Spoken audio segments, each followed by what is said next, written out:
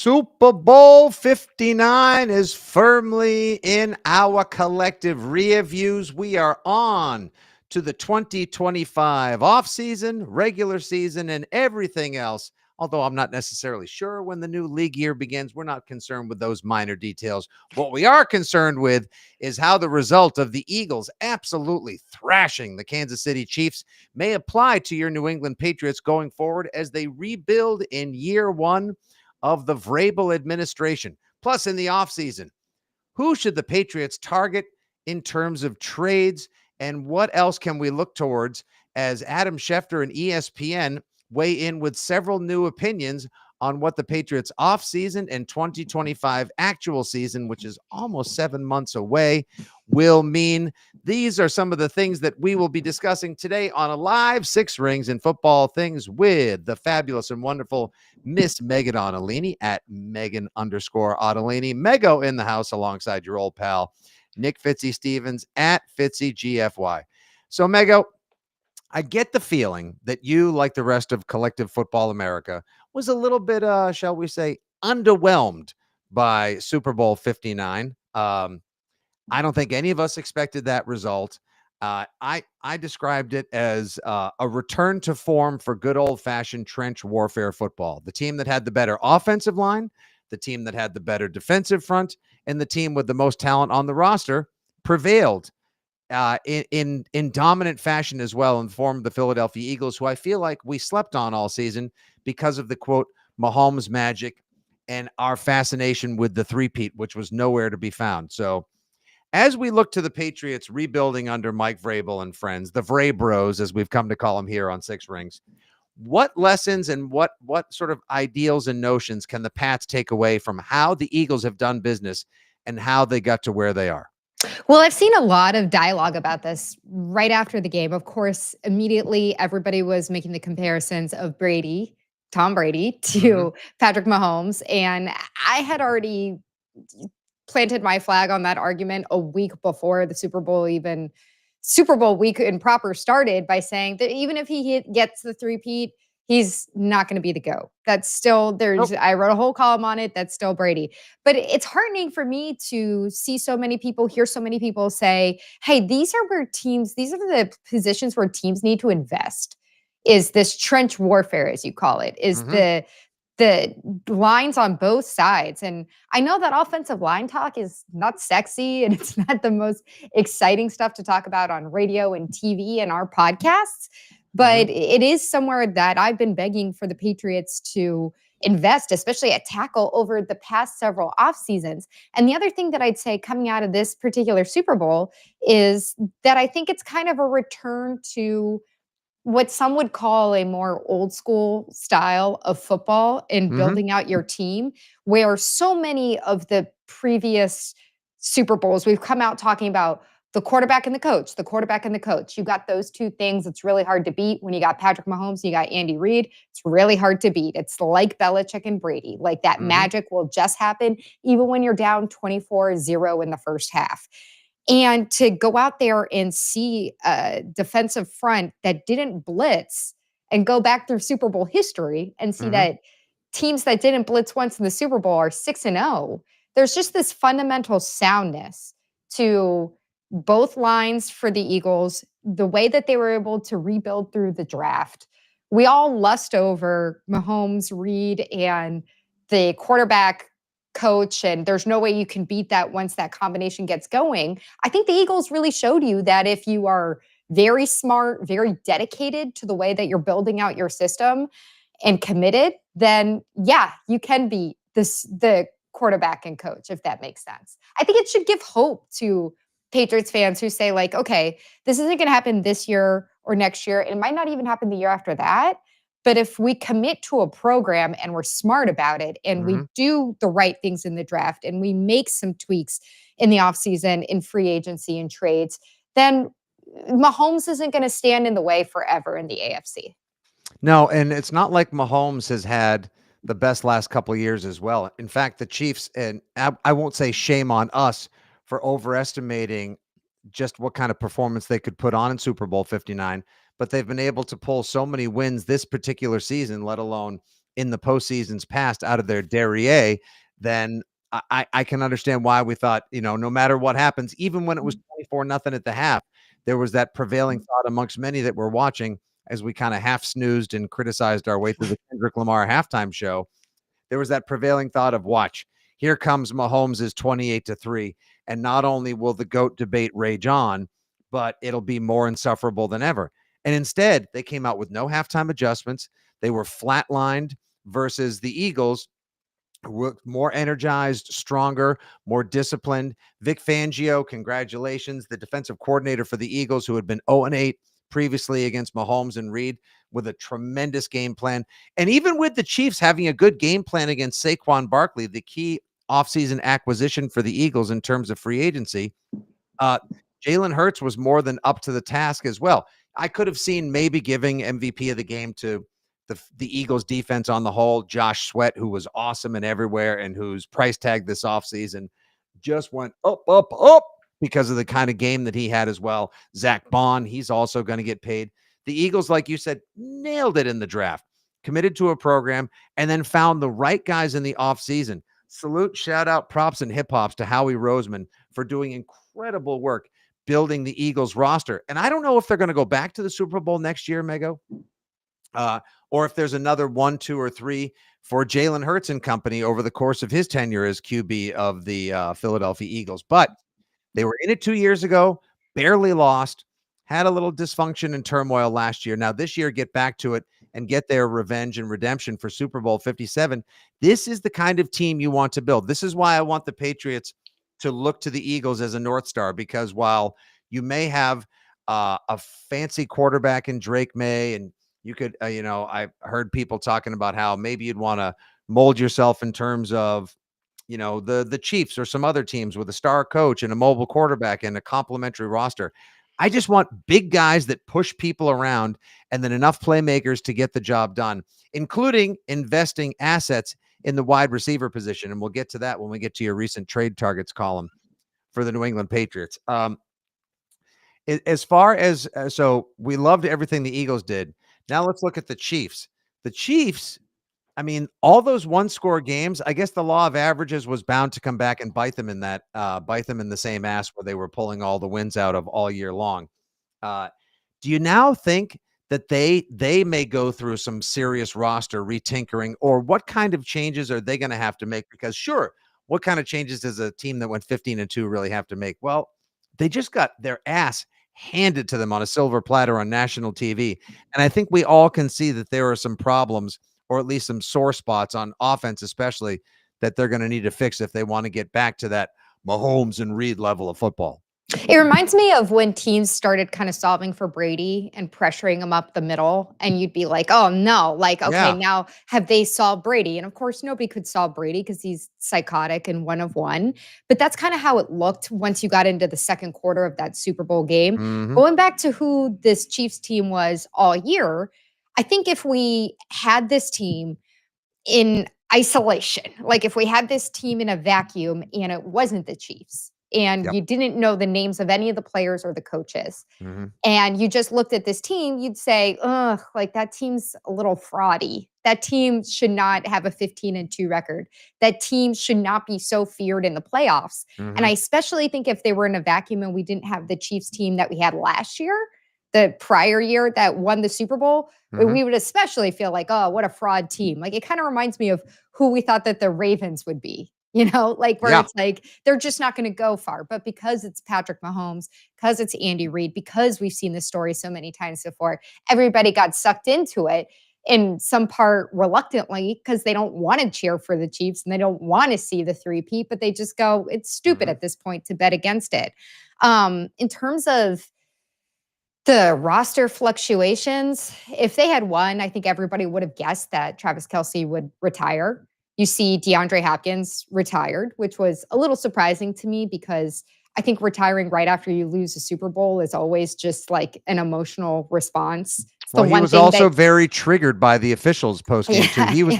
He was the one complaining like, oh, now y'all gonna reverse the narrative about these referees? Like, guy, come on, you benefited significantly all the way Definitely. through and up to Super Bowl 59. Come on now. Yeah, I just think that whenever you talk to any professional athlete, coach, anybody involved at a high level with this stuff, the one thing they say is never retire, never make a retirement decision right after the last game of the season because Correct.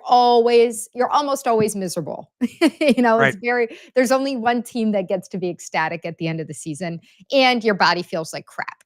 So I think that with the Chiefs, they've been trying to retinker their weapons around Patrick Mahomes. Now Mhm. we're hearing so many complaints about the line in front of Patrick Mahomes. And I really just think that they went up against a wrecking ball of a roster. And when we looked at this Super Bowl, Fitzy, something Mhm. that we discussed over the last 2 weeks was this is going to be a better roster in the Eagles going up against a team with the best coach, the Mhm. best in the league right now, at least offensively, the best quarterback, and then just good coaching around them. And they've shown us in the past that they can do that.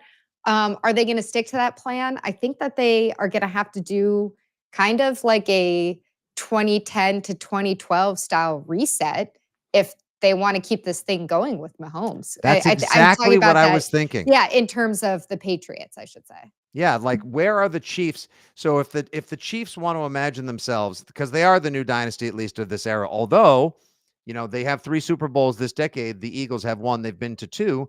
The Eagles could possibly contend for that throne if they go back to and or win a couple as well.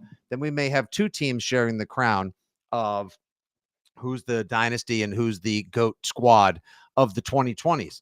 But for Mahomes and Reed, if you want to try to see where they are in their pursuit of the crown on the Patriots double dynastic timeline, I sort of saw that as, yeah, like a on the grandest stage. Like that was not, that was, I won't say that was akin to getting blasted by the Ravens at home in the wild card round because they did make it all the way to the Super Bowl. But that did sort of feel like maybe that was losing to the Jets in the divisional round. Like, ooh, that was a surprise. Really. But yeah, the Jets had the better defensive line in that game. Jets were a little more fundamentally sound, and the Patriots didn't have any answers and weren't able to make any adjustments, just like the Chiefs weren't able to as well. You got to get a left tackle. Joe Tooney got exposed, having getting put out there on an island, especially against Why that did they Eagles keep rush. him out there so long? Like, I guess that they just decided that they were gonna stick to the game plan that they had because it had worked in the past, but I thought that that was a pretty apparent, as you Mhm. said, him getting exposed early. Right. They just didn't have anyone else that they could put out there as well because injuries got the best of them. And you had guys also like the receiving core. Hollywood Brown was always a little bit dinged up this season. Xavier Worthy came on nicely, but D Hop, obviously, the too much treads taken off those tires. Juju Smith Schuster's washed up as well. A little Kansas City redemption following his release from the Patriots. But yeah, and too bad Tyquan Thornton just wasn't able to save their Yeah. season. I It's know. Damn, weird. damn. He always comes up in those big spots. Always. I was as surprised as any other Patriots fan and New England stan as well. Yeah, they got some work to do for sure. And it may take them a while. Like maybe another team steps forward next year. Like maybe next year Good. could be Cincinnati's year or Buffalo's year or maybe the Ravens' year. Because I'll tell you straight up, I believe Buffalo and or the Ravens would have given the Eagles a much better Super Bowl. That I would. gotta say, like Fitzy, from my perspective, watching that Eagles team the first half, I thought, oh my God, this makes me feel so much better about Jaden Daniels. Not that I came off Oh of the yeah. season feeling bad about Jaden Daniels in any sense, but I thought Jaden Daniels looks better against this stout Eagles defense than Patrick Hmm. Mahomes did. Right. Exactly. Like, do you agree that it had Buffalo pulled the upset against the Chiefs and gotten to the Super Bowl that would not have been 24 nothing or Oh 34 no. nothing at any point? I think it would have been, I think you're right that either of those teams, Ravens or Bills, would have given a much better game. And that's why I say, I think we can all look at it and say in real time, it felt like the Chiefs were a little fraudy. Hmm. And once they got there, they were totally exposed. A little fraudy. How about Yeah, that? just a little. Kermit the Fraud. How about that? um, well, going forward, it would be nice to see the Patriots commit to something like the Eagles did, investing high draft capital via the trade market or the draft or both at the wide receiver position, building out your trenches and doing everything you can with a tough head coach and with great offensive minds in place, and especially your hypermobile quarterback, to give yourself a chance to get back on track. I agree with you. I don't necessarily see this turning around, or the Patriots, who are now listed as 75-1 favorites for Super Bowl 60, getting back Jump to on those odds. getting back to said big game next year. But it is kind of a nice value play. But can I see them? Can we see them as we look to wrap up the first leg here on the live Six Rings pod? Can I see them playing meaningful football and keeping our attention away from the draft and more on the team in Foxborough through December next year? Absolutely, I can. And if they have a good draft and a good free agency period and do a little Eagles style building, I think they can go for it. Any other takeaways you, the good people of Pats Nation, have regarding Super Bowl 59?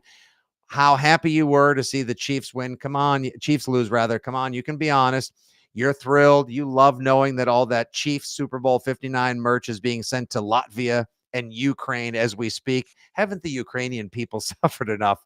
Oh, the Porzingis cousins in Latvia are wearing the Chiefs gear. They're going to be like, you told us a different team won. How is it I'm wearing a Super Bowl 59 Chiefs Kingdom shirt?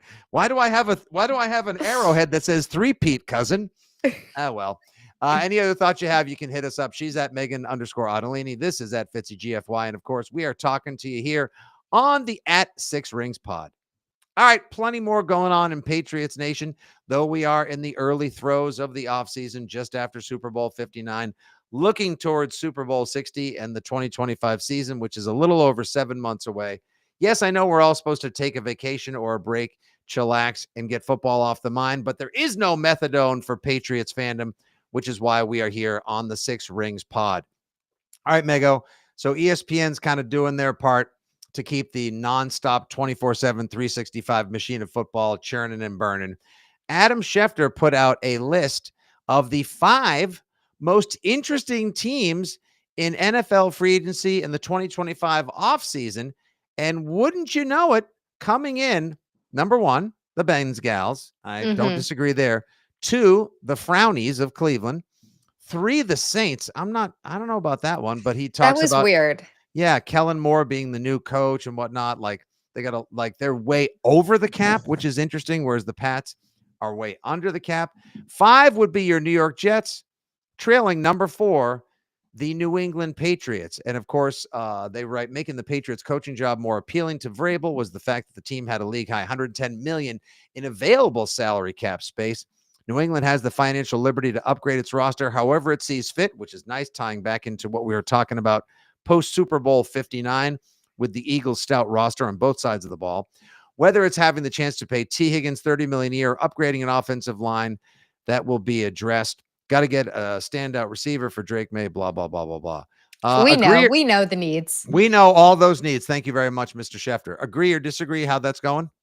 Well, I would have them at number 2 because I think it just is a little bit more like poetic balance if you're making this list that the Bengals are number 1 because they have all the players that everybody wants. And they're coming off of missing the playoffs, having such a talented roster. So that is obviously really intriguing. Seeing if Joe Burrow gets disgruntled this season, should he remain healthy and they're kind of in the same spot and they don't pay one of these guys, Jamar Chase, T. Higgins, whoever it is.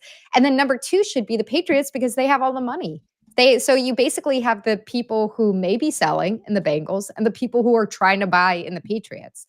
I think it's otherwise like it just seems like a nice way of saying teams that are a mess.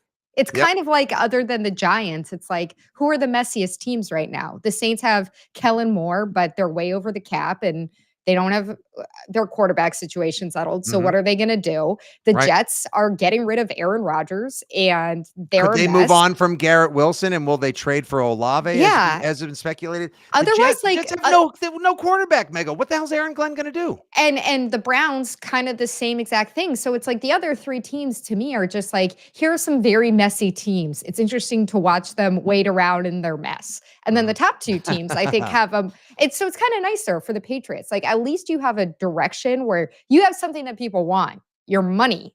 Right. And as long as you might have to overpay, might have to pay what our friend Tommy Curran calls the suck tax. That's but at fine. least you have something that people want.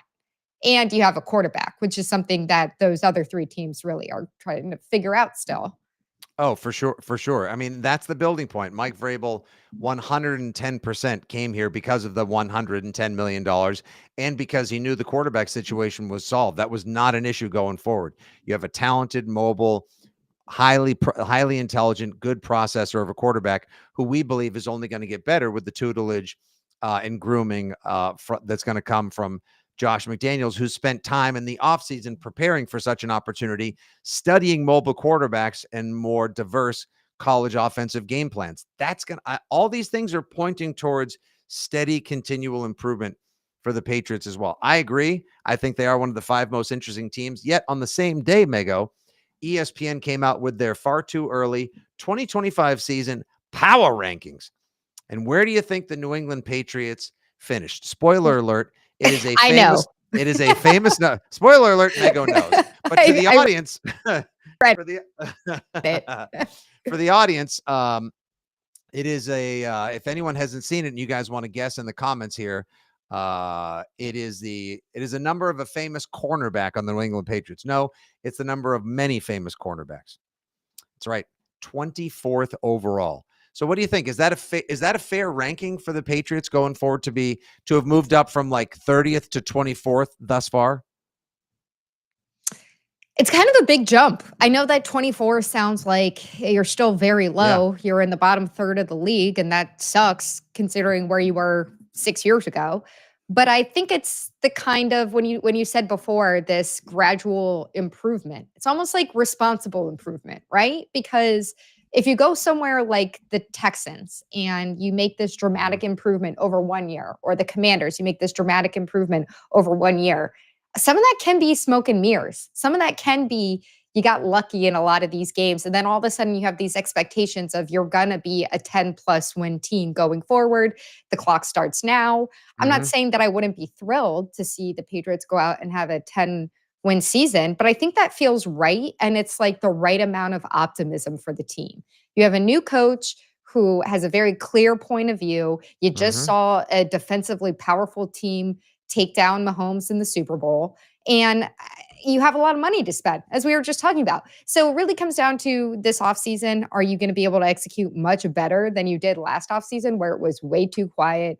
You didn't get a single playmaker in, and you really didn't seem to know what direction you were going in at quarterback in the draft. Drake May falls in your lap. You still don't know what you're going to do with that kid once you get into training camp. Like, you're not ready to declare him the starter or anything like that. I just think that even the semblance of organization and direction that you have going into this offseason deserves that much movement from, let's say they were at 31 up to 24. Mm-hmm. I think right now what you're basically seeing, this is a coaching bump. This is a coach and coordinator bump because the roster has not changed very much at all. I mean, they've made a move so far. They just extended Jeremiah Farms on a 2-year deal, which is good because when the defensive line started showing some holes, he stepped up. It's the Farmses and Equaleses of the world that have sort of held their ground. There's nothing spectacular about him, but you Yeah. need some base level I mean, defensive linemen. he's a depth piece, Yeah, and right, that's like a what lot of those guys. that's my feeling about this roster. Like, that's a nice move, but Jeremiah Mhm, Farms was a guy who couldn't make the team 3 years ago. mhm, And so you need to get back to this is not to knock him because I'm sure he's improved over those 3 years. mhm. But that has to be a depth piece signing. Elliott Wolf can't look at that and say, "This is our Chooks core for," Oh, on that God. side of the ball. Yeah, hey, what our answer is to Who they Jalen finally Carter? released, by the way. Yeah, thank God. The Chuksakora era. Where were you when it started and ended? The same place, in a chair wondering how the hell he was the answer to left tackle last year. No, Jeremiah Farms, it's a fine rotational depth piece. You need Mhm. guys like that to set a baseline for your defense. What I would like to see the Patriots do, Mego, and we can now get into some early draft versus trade target action. I want to go with the plan of sign one impact defensive player that can pressure the pocket in in free agency. I know Josh Sweat, he's going to cost a lot, as would some other rushers as well. I'm not saying he is the answer or be all, but I wouldn't mind seeing them pursue someone like him.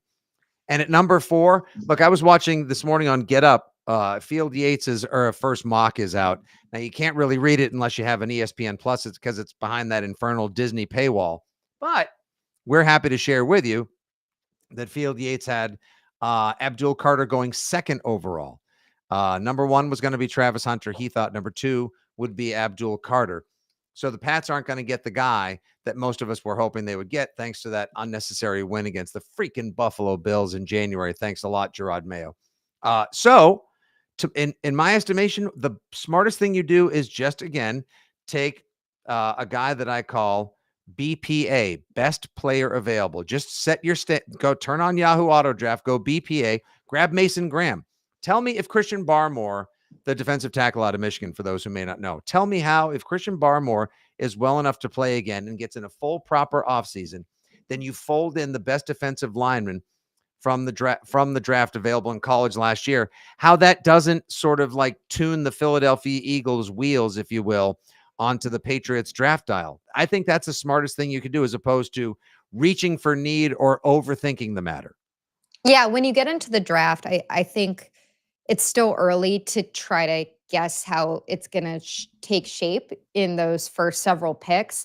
Mm-hmm. But because of the way that the talent and the positions are dispersed in this draft and the lack of blue chip quarterbacks, I'm saying in quotations, I look at it and I do wonder if the Patriots are even going to have the ability to trade out in a meaningful way from that number 4 spot. I think it's going to be difficult to find takers lower in the draft who are looking for quarterback to jump up to that spot and for you to get enough in return to justify making those tweaks. So I think you're right. I think if you're looking at best player available, you have so many areas of need on your roster that that's an easy place for you to sit, right? Like you can take whoever's sitting there, if it's a receiver, if it's an offensive tackle who's actually going to play tackle and not play guard, right? If it's a defensive lineman, if it's Abdul Carter, if he falls to 4. Like any of those, you can say that any of them are the right answer because you sit in a place of desperation. And the only way that it could be a wrong answer is if you trade out, trade back, don't get enough in return, and then land yourself in kind of a Jalen Polk situation instead of Vlad McConkey. And it would be much more costly because you'd be trading out of number 4, which is in a shallow draft where you can get actual blue chip talent. Yeah, see, the problem with where the Pats sit and who's behind them with 2 quarterbacks that people would be interested in, we're getting all sorts of comments. Our pal Jeff Stenberg, who's watching live on YouTube, he's pushing for Tet McMillan at number 4. Then you've got, let's say we got watching live on YouTube right now, 6-time champ, trade down from 4 for a first next year and a second, perhaps you can get from someone, and draft Ashton Genty. Look, if someone told me that he would be our Jahmyr Gibbs and we could get that level or Jahmyr Gibbs adjacent productivity, I'd be all for it. But again, I think Vrabel is going to default to BPA or trench stud on either side of the ball because you have to build it out. That's why Harbaugh wins where he goes. And I believe Vrabel gives off similar vibes as well. I agree also, there just don't seem to be that many tackles worth a top 10 pick. There's not a lot of players that seem like top 10 picks in many other drafts.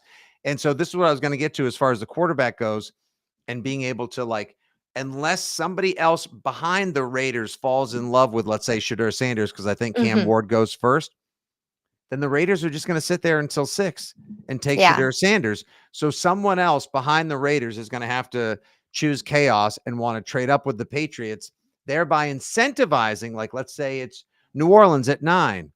Would it be the Jets at 7? And would they want to trade with the Patriots because Aaron Glenn doesn't have a quarterback? And would he like to have Shedeur Sanders as a star in New York? That would make a lot of sense. And I bet Jetropolitans fans would get behind it. These are the things we need to have happen, Mego, to incentivize Tom Brady to go, you know what? Let me just pick up the phone and call Vrabel and be like, what's it going to take to get me to swap places with you so I can go from 6 to 4, get Shedeur, you go back to 6, you still get who you want, and I'll give you some extra picks along the way. That's a best case scenario for me right now, looking long view at the draft. And that's why it kind of just in a draft like this, like many years, you would look at having the number 4 pick and say, how different is that than having the number 1 overall, going back to the final game of the Patriots season and saying you still have a top 5 pick. Don't twist yourself into a pretzel and get all upset about it. But the way that this draft is shaping out, it just doesn't give you the power to have the freedom to move around and use that chip the way that it would have last year, or the way that it would have if you had the number one pick overall, which feels obvious, but I hear people arguing the other side of like, it's 1-4. It's not that big of a difference. When you're as desperate on your roster as the Patriots are and trying to get back to 8 wins, we're not talking about trying to get back to the playoffs. 9 wins, like that's all I want for Christmas. That's all I want. Dig yourself out of this hole, like it does make a difference. And so that's where you sit. Now, I believe you posted a column on Monday, the day after the Super Bowl at WEI.com about some possible trade targets. Do you have a couple that you would just like to float out there as we continue to chum the waters of optimism for Pats fans looking to see this roster be overhauled for the better? Yes. So I talked about 3 different trade targets because these are the guys who are generating a lot of chatter around the league. Deebo Samuel, right before the Super Bowl, it comes out that the 49ers are exploring trades for him. According to Josina Anderson last year, that's an exact trade that the Patriots were exploring with the Niners last year, going for Deebo Samuel. They end up holding on to him another year. So that's a piece that could be out there. If you want to revisit that, try to execute a trade this time. Of How course, much we thinking? A third, maybe? A fourth? I don't know that I would go as high of a third. It's because the other 2 names are, of course, Cooper Kupp and Myles Garrett. Yeah. One of those I think is much more attainable than the other. And some people think one of those might actually be cut. So how much draft capital are you going to give up? I think Cooper Kupp getting cut. Oh, nightmare level scenario, because then he can choose wherever he wants to go. Not that he wouldn't have a say now.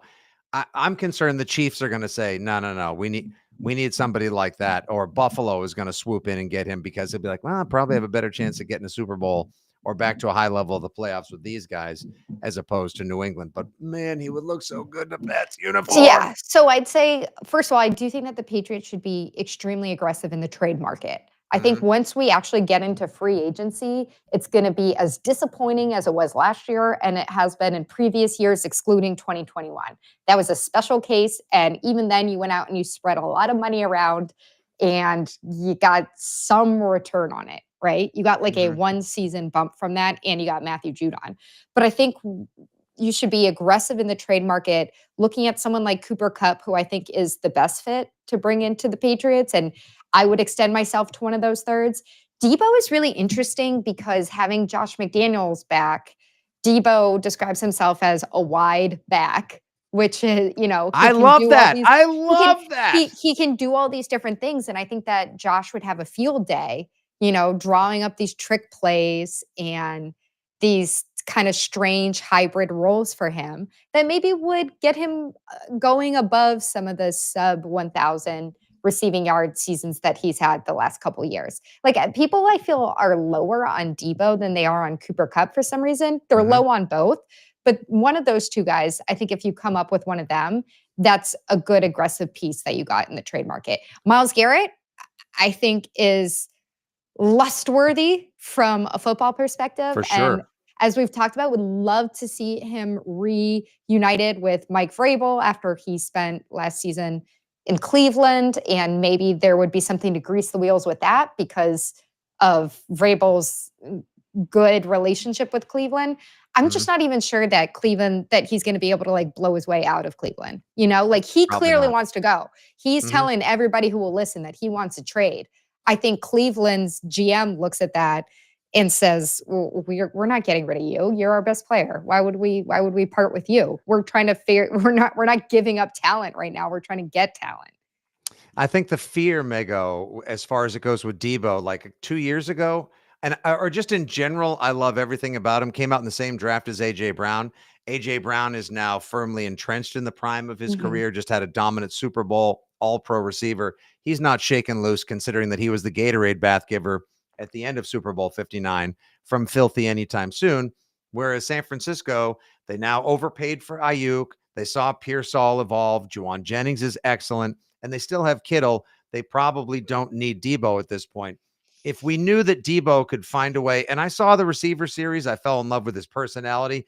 I love his versatility and that he calls himself a wide back and could be a multifunction offensive productivity hyphenate in the Pats offense led by McDaniels. sign me up, please. Yes, and thank you. And twice on every day that ends in AY.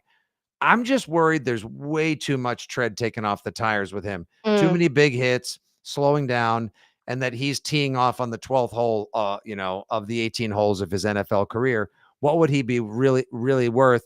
And is that worth significant investment from a team that needs Well, such roster improvement? and if you wanna, like, again, my Cooper Kupp is my preference there. I know Yep. that he's gonna be a higher price tag both on what you're paying AAV when he's on your roster, even though the Rams said that they would eat a piece of that, his signing Mm-hmm. bonus, Mm-hmm.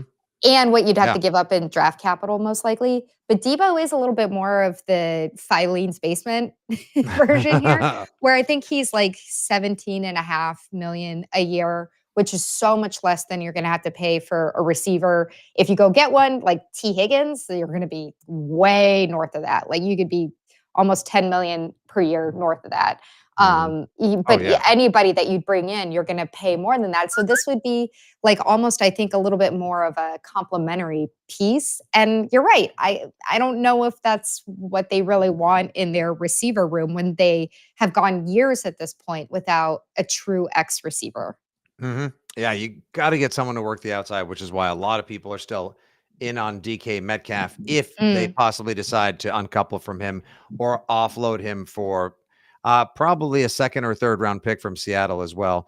There are some people that say that in our chat, Mego, that the Patriots can ill afford, given how much work the roster needs, to part with that much draft capital. But I agree with you. If you can target either the pass rusher that's gonna lead the charge in the rebuild on defense, or the guy on the outside that'll teach the wide receiving core how to do business going forward and really give Drake May a top flight target, I would be aggressive as well. And I'm also with our pal Andrew Dickinson, who's watching overseas in London with the wide world of UK Patriotsdom. Just tell me where the next Rex Burkhead is, Oh, because Rex Burkhead is those are the guys that make my Patriots he's offense one roll. he's one of one. Good luck finding that. There I, are a couple of wide receivers that are gonna be at least up in free agency that are free agents. mhm, Again, it's so early. There's some big names there that I wrote about earlier in the season. The issue with free agency is like how many of these guys are gonna get tagged? How many of right, these guys are right. just gonna get retained? Mhm, Um, I think sometimes, especially when you look at the way that running back as a position has kind of been elevated over the last season with teams like Detroit and the Bills. And then, of course, you have your special cases of Saquon and the Ravens, like with Derrick Henry. Those, again, those two are, I think, are in a different tier. But teams might be looking at what they have on their roster and saying, well, if we beef up our line here, we're not going to give up this guy. We actually see that as, to use your phrase, Fitzy, like there is a lot more tread on the tires than mhm. maybe we expected with running backs. We'll see if you agree or disagree with any of our comments. Our wish list priorities are more for the Patriots offseason, as we are just a little bit of a month underway, just a little bit more. It's about a month away until free Yeah. agency, the legal tampering. But I of think course, it there's the was combine, and then that all exactly starts. yesterday, 1 month. Right. And then, of course, but it all starts a week earlier at the combine. There's a lot of harump, some elbow rubbing, some martini talk, steaks Mm. and suds. And that's where it really all begins. So we'll keep you up to date on all the latest and greatest, well, all the news, notes, rumblings, and bumblings in Patriots Nation. If you want to pick her brain for inside analysis or read her fabulous columns, make sure you check out at Megan_Ottolini. And whether I'm here on Six Rings, working the post game, or sometimes on that WEEI afternoon show, holler at your boy, Nick Fitzy Stevens at FitzyGFY. Mego, great work as always. It's a pleasure having you as the best value add possible here in the wide world of Six Rings. We will be talking to you guys soon. Thanks for tuning in. Appreciate you guys watching live, or, of course, subscribing on Spotify, Apple Pods, the Odyssey app, or wherever awesome football talk is found. Until next time, Nick Fitzy Stevens and Megan Ottolini saying thanks for listening to Six Rings and Football Things. Good day. God bless.